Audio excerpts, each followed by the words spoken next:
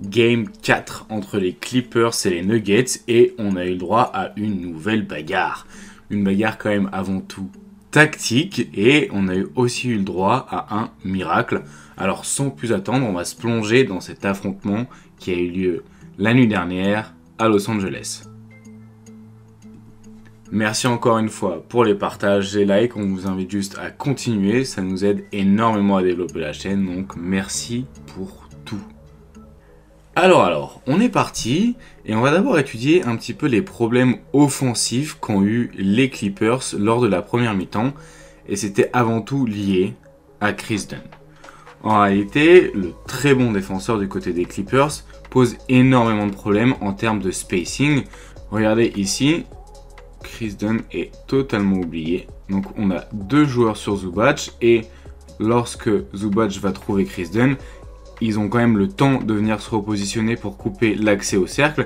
Et en réalité, il n'y a que l'accès au cercle qu'on a vraiment envie de couper à Kris Dunn. Ensuite, il bat en retraite, kick out pour James Harden. Super match défensif d'ailleurs de Christian Braun qui revient bien pour contester le drive. Et ensuite, Jokic peut revenir ici bloquer la ligne de drive pendant que Kris Dunn est de nouveau oublié à 3 points. Et du coup, ça fait que des tirs compliqués ou alors des tirs laissés ouverts à un joueur qui n'est pas respecté. Et d'ailleurs, on peut très vite voir que quand la consigne n'est pas respectée, et bah du coup, ça fait tout de suite lever les bras aux adversaires. Regardez ici, Porter Jr. fait l'erreur de venir aider au cercle, alors que c'est à Murray de venir le faire. Normalement, on n'aide pas côté ballon. Bon, ça après, chacun voit midi à sa porte. Mais on voit qu'on est côté ballon, donc logiquement, c'est la personne du côté faible qui viendrait aider. Le problème, c'est que ici, on a Jamal Murray qui défend sur Kris Dunn qui est juste là. Et du coup, c'est à Jamal Murray de venir aider sur le cercle et à Michael Porter Jr. de venir ici lui couvrir Powell qui est un bien meilleur shooter. Et pourtant, Porter vient et du coup, regardez la réaction de Jamal Murray qui dit « Frérot, qu'est-ce que tu fous? Ici, c'est ma zone. » Et du coup, voilà, gros problème de spacing avec Kris Dunn, du coup, donc ce qui a créé énormément difficulté à accéder un petit peu au cercle et on va voir qu'en deuxième mi-temps Denver les Clippers ils ont trouvé des solutions, mais en attendant c'est ça qui a expliqué un petit peu le manque d'impact offensif de la part des Clippers sur la première mi-temps, notamment sur ce premier quart-temps. Ils ont essayé pas mal d'autres choses, un petit peu sur des empty side pick and roll, mais quand même beaucoup de mal à créer une vraie attaque. En même temps, c'est compliqué quand on attaque à 4 contre 5. Du coup, première solution, l'entrée de Bogdanovic. Bogdanovic à la place de Kris Dunn, mais on va voir qu'aussi en défense, du coup, Kris Dunn a son importance et qu'ils ont dû s'adapter. Première chose qu'on remarque sur l'attaque des Denver Nuggets sur ce match-là, c'est l'agressivité d'Aaron Gordon. Ici, on a un premier drive sur James Harden et on va voir que tout le long du match, jusqu'à la dernière seconde, il a été plutôt agressif. Ici, nouveau drive pour trouver Christian Braun sur le cut. Et on va voir qu'en fait, d'avoir un autre porteur de balle un peu agressif qui peut attaquer les mismatchs, ça aide énormément Jokic à fluidifier son jeu. Bel exemple d'action ici, on voit Jokic en mouvement. Alors, Jokic en mouvement, c'est peut-être une partie sous-estimée de son jeu. Mais ici, vous voyez, vous avez 1 et 2 écrans. Du coup, Jokic pouvait choisir de passer au-dessus et couper, ou de passer en dessous et venir chercher la balle au post-up. Donc, on a l'écran qui permet de venir chercher la balle au post-up et ensuite les joueurs qui posent les écrans vont se repositionner derrière la ligne à 3 points pour offrir un peu de spacing. On a donc Porter Jr. qui vient à 3 points et Christian Braun dans le dunker spot. L'aide de Powell au cercle est assez mauvaise, donc c'est pas problématique. Et là, nouveau miracle, vous avez déjà vu l'action, mais de ici, de derrière le panier, Jokic va réussir à trouver Michael Porter Jr. à 3 points. Voilà, ça fait sourire parce que bon, tu te dis que normalement humainement c'est pas possible, et pourtant il y arrive. Donc l'agressivité d'Aaron Gordon et les mouvements un petit peu off-ball de Jokic ont pas mal aidé sur ce début de match, et c'est comme ça qu'ils ont réussi un petit peu à prendre le dessus. Continuent aussi un petit peu leurs actions à deux avec Jokic et Murray pour un petit peu mettre en mouvement James Harden et Zubac. Et un petit peu le gros point fort de ce début de match, c'est l'utilisation d'Aaron Gordon et de Nikola Jokic. Aaron Gordon qui a pris les 3 points que les Clippers lui ont offerts et qui ont réussi à les mettre, ce qui fait aussi une grosse différence. Et là, cette action, elle est intéressante parce que c'est l'entrée de Ben Simmons face à Jokic. Alors, Ben Simmons face à Jokic, c'est intéressant parce que, bon, théoriquement, il ne peut pas vraiment l'arrêter sur du post-up. Mais Jokic gagne pas énormément de terrain et au final, au lieu de prendre le tir, il décide plutôt de repartir à l'extérieur. Il vient poser un écran et alors là, ce qui est intéressant, c'est Simmons, contrairement à Zubac, il peut monter, mais alors vraiment très très haut sur le edge. Et du coup, ça annule un petit peu la passe pour le roll vers Nikola Jokic. Et ensuite, il vient se replacer. Il vient se replacer un peu plus en zone, disons. Il vient casser la ligne de drive pour Christian Braun. Et ensuite, il va se repositionner et il arrive à contester le tir à la fin de la possession. Donc, Simmons, le problème, c'est qu'en attaque, il ne va pas apporter énormément. Mais en défense, il peut avoir un peu apporter une solution intermédiaire. Mais bon, après, Jokic était vraiment très en forme. On a donc Bogdan Bogdanovic à la place de Chris Dunn et on a donc un meilleur spacing. Et on va voir qu'ils l'ont pas mal utilisé, Bogdan Bogdanovic. Ça a permis d'apporter en fait énormément de spacing, soit en porteur de balle, soit un petit peu en poseur d'écran, soit dans les corners. Et en réalité, sa polyvalence offensive, son toucher et sa capacité un petit peu de jouer avec et sans ballon, elle va apporter énormément à cette attaque des Clippers. Alors forcément, vous allez me dire, en défense, c'est plus problématique. Mais le problème, c'est que c'était l'attaque qui était vraiment problématique pour l'instant. Et du coup, d'avoir notamment Batum ou Bogdanovic comme un petit peu alternative à Chris Dunn, et ben ça permet un petit peu de fluidifier le jeu de l'attaque. Et avec Batum, on perd pas trop défensivement. Et avec Bogdanovic, on apporte énormément offensivement. Donc encore une fois, c'est toujours un petit peu des jeux de qu'est-ce qu'on est prêt à gagner ou à perdre. Et ils ont clairement appuyé un petit peu sur l'accélérateur dans ce deuxième quart-temps avec beaucoup plus d'actions rapides, notamment cette zoom action où ils arrivent quand même à trouver Ivica Zubac au cercle et ça énerve Jokic. Ce qu'on a un peu vu aussi, c'est Norman Powell, juste là, en porteur de balle sur le pick and roll. Alors pourquoi c'est intéressant? C'est parce que quand c'est Norman Powell qui fait le pick and roll, regardez la position de Jokic, il est beaucoup plus bas d'habitude, il n'est pas vraiment prêt à venir gêner au niveau de l'écran, il concède un peu plus le drop, et sauf que Powell, ça ils l'ont vu, et du coup, il essaye de gagner de plus en plus de vitesse pour arriver à passer autour du drop de Jokic. Jokic n'est pas mauvais en drop, mais c'est pas génialissime non plus. Du coup, Powell s'en sort plutôt bien. Et de l'autre côté, donc, on a toujours notre Ben Simmons qui fait un petit peu du edge et bon, ils ont réussi à trouver DeAndre Jordan, mais on va voir que Jokic va jouer beaucoup de minutes parce que sans Jokic, ils ont énormément de mal. Et on retrouve un peu ce qu'on avait déjà vu, Jokic qui drive depuis loin et qui se comporte un peu plus comme un porteur de balle pour mettre un petit peu Ivica Zubac en mouvement. C'est assez intéressant. Bon, parfois dans le spacing, c'est un peu plus compliqué de le faire, mais clairement, Jokic est utilisé de manière très différente. Ici, il attaque la zone par en haut. Et c'est vrai qu'on va voir au fur et à mesure, ils vont essayer un petit peu de la défense de zone, les Clippers, mais surtout en deuxième mi-temps. Pour l'instant, ils se font un petit peu attaquer sur le drop, notamment avec Jamal Murray, qui réalise un match compliqué, mais qui a réussi à s'en sortir au moment le plus important. Nouvel exemple de Jokic en mouvement, vous allez voir, donc on a ballon à Peyton Watson qui est défendu par Chris Dunn. Du coup, on a un petit peu les deux défenseurs qui s'annulent, entre guillemets. Et ce que va faire du coup Jokic, c'est qu'il va pouvoir profiter d'une coupe. Il est défendu par Batum pendant que Zubac, lui, est sur Christian Braun pour pouvoir l'ignorer et défendre au cercle. Mais c'est là aussi où faculté de Jokic à bouger sans ballon est intéressante. Ça attire l'aide de Zubac et ça libère Christian Braun au cercle. On se retrouve donc en deuxième mi-temps. Et on a toujours notre problème Chris Dunn. Ils essayent de le mettre dans les écrans un petit peu pour le mettre dans l'action pour pas qu'il soit ignoré. Mais il l'est quand même. Vous voyez, vous avez Aaron Gordon et Porter Jr. qui suivent Kawhi Leonard. Lui, il est totalement coupé de l'action.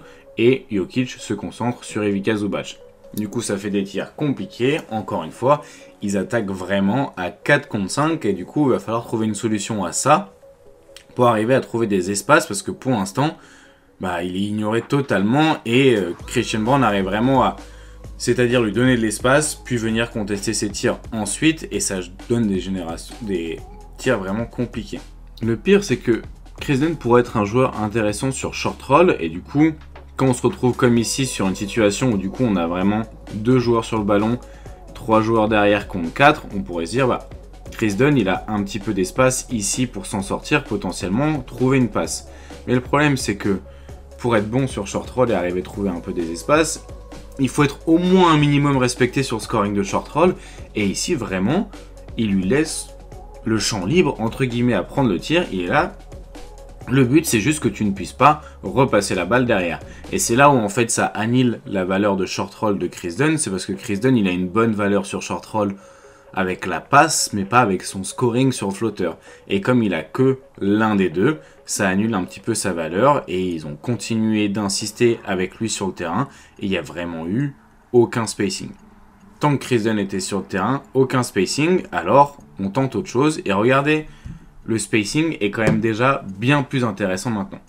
On a Norman Powell dans un corner, Chris Batum, Nicolas Batum ici. On a donc notre petit end-off en tête de raquette et aussi Aaron Gordon qui est bien écarté par la présence de Kawhi Leonard. Et du coup, on a plus d'espace et James Harden peut un petit peu plus faire parler son playmaking et Zubac son jeu au poste. Et voilà, c'est ce qu'ils sont prêts entre guillemets à perdre en défense pour pouvoir être bons en attaque. Et là, nouvel exemple de short roll qui marche beaucoup mieux. On en avait parlé lors de la vidéo sur Kawhi, mais le short roll de Zubac avec la capacité de cut de Kawhi Leonard, elle est très intéressante parce que, notamment face aux Nuggets, ils vont envoyer deux joueurs sur le porteur de balle, James Harden. Ça va libérer la zone du short roll ici avec Zubac. Et du coup, les possibilités de cut des deux côtés du terrain sont nombreuses. Et Kawhi a bien bossé là-dessus, en tout cas sa faculté, sa volonté d'aller en drive s'est développée et ça fait beaucoup de bien aux Clippers, notamment sur ce genre d'action. Mais c'est surtout en attaque qu'ils ont fait leur trou. Regardez par exemple ici, pick and roll inversé pour obtenir un mismatch. Et en fait, sur ce carton, ça a été Jokic qui a été absolument magnifique au scoring et à la création. On a vu pas mal de choses. On a vu déjà, comme d'habitude, des passes dans des petites pochettes dans les corners. On a aussi vu pas mal de pick and pop et des actions notamment en sortie d'écran. Donc on avait vu pas mal en première mi-temps des sorties d'écran pour aller au cercle. Là sur ce carton-là, on a vu pas mal de sorties d'écran pour aller à 3 points ou sur du pick and pop. Vraiment Jokic s'est libéré le plus d'espace possible. Et en réalité, Christian Braun, Jamal Murray, Michael Porter Jr. ont aussi pas mal aidé. Et encore une fois, l'agressivité d'Aaron Gordon aussi a permis d'être assez bon et de mettre un petit peu en difficulté cette défense des Clippers. Et ils ont vraiment insisté là-dessus sur tout le carton. Le but, c'était d'arriver en réalité dans le troisième avec la plus grosse marge de manœuvre possible parce que le manque de profondeur des Nuggets les force à être bons sur tous les moments où il y a Jokic sur le terrain et d'avoir assez d'espace pour compenser une fois qu'il n'y est plus. Clairement, il y a des soirs comme hier où Jokic, en termes de shooting à 3 points, il était aussi un petit peu touché par la grâce. Vraiment, que ce soit en mouvement, pick and pop ou quoi que ce soit. Le shoot extérieur était vraiment difficile à contrer. Et ça a permis en fait d'énormément étirer la défense et d'offrir un petit peu plus d'action au cercle aussi du côté des Nuggets. Et ce post-up est un nouvel exemple de la difficulté qu'ont les Clippers à le défendre. Mais du coup, les Clippers, ils vont répondre. Ils vont répondre dans le quatrième quart-temps avec un très bon run et notamment avec une défense de zone. Alors, comment elle se présente un peu cette défense de zone?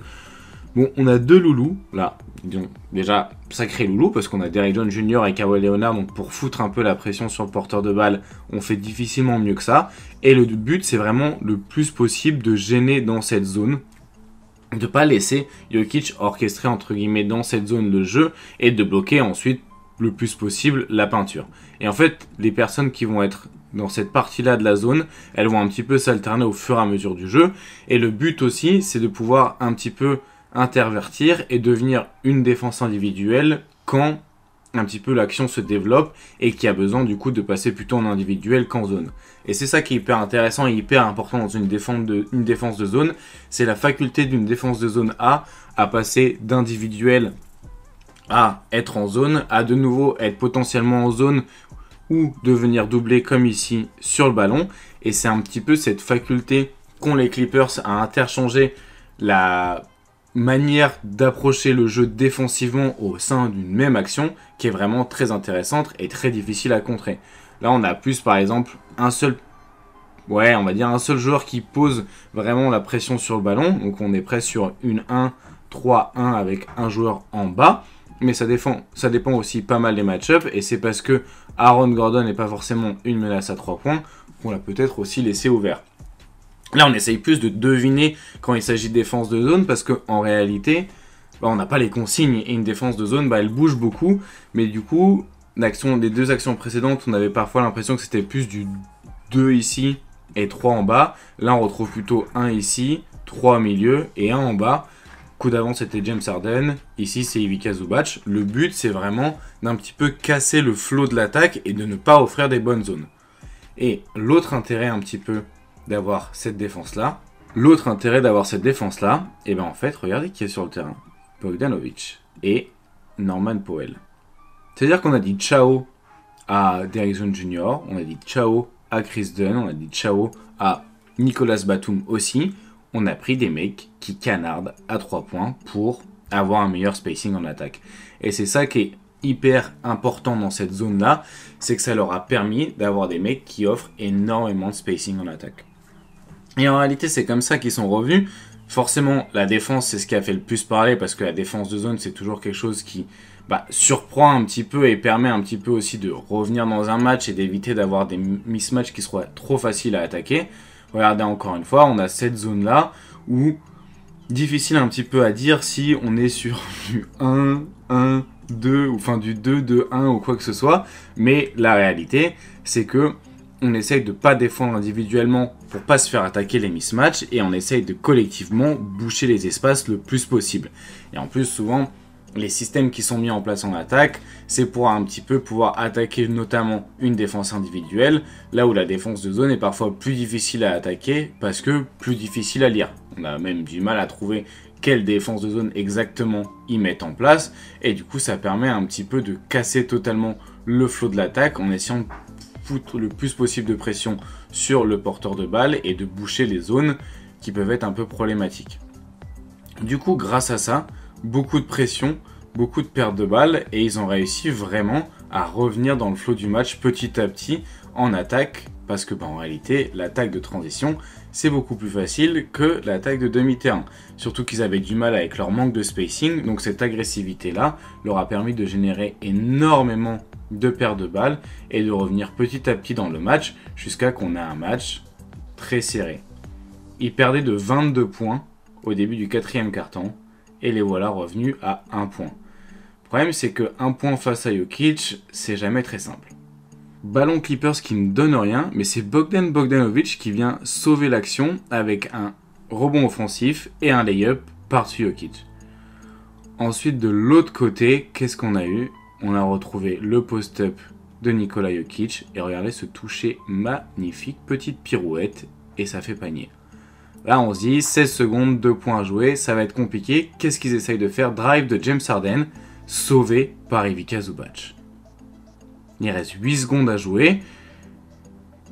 Et là, on a eu le droit à tout simplement un miracle. Alors, est-ce que le ballon était rentré ? Est-ce qu'il n'était pas rentré ? Difficile à dire. Je pense qu'il n'était pas rentré, mais comme le call sur le terrain était d'accorder le panier, ils n'ont pas eu assez d'éléments pour revenir dessus. Et ça fait 2-2 dans la série. Série vraiment très intéressante où on voit qu'à chaque fois qu'on veut gagner des points en attaque, on doit en perdre en défense et inversement. À voir un petit peu, est-ce que du coup les Clippers vont jouer ce jeu-là du spacing à 100% en enlevant Chris Dunn de la rotation ou peut-être en le faisant jouer moins de minutes pour donner plus de minutes à Bogdanovic et à Norman Powell ou Nicolas Batum au profil non shooter comme Ben Simmons ou Chris Dunn. En tout cas, on se retrouve très vite pour une nouvelle vidéo. Moi, je vous souhaite un bon dimanche et je vous dis à bientôt.